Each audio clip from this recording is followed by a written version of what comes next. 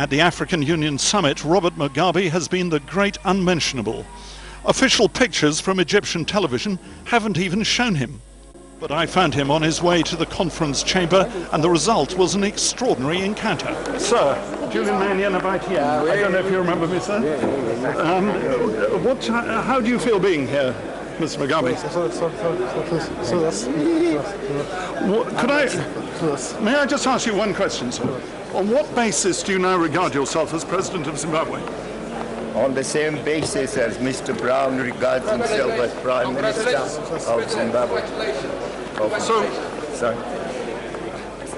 Precisely on that basis. Sir, you don't want your security man here to beat me up in front of you, I'm sure. Yeah, but don't ask stupid questions. Okay, but then, sir, say what you would like to say, sir. Please. But we are not a British colony. Come on, you must know that. Tell him again. Right. We are not a British colony. At that point, I was wrestled away by Zimbabwean and Egyptian security men.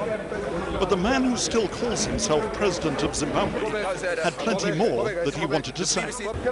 What have the British to do with Zimbabwe? Who are you? You bloody idiots.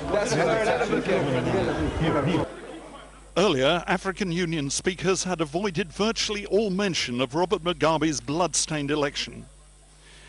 If this summit is to play a part in resolving the crisis in Zimbabwe, the President of South Africa, Thabo Mbeki, should play a key role, but he showed little sign of wanting to do so.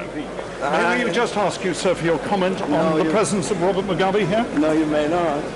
Do you not have anything to say about what's happening? No, nothing. The hope that some here are nourishing is that behind the scenes, the African Union will promote a power-sharing compromise between Mugabe and the Zimbabwe opposition. But the question is whether Robert Mugabe is really willing to listen.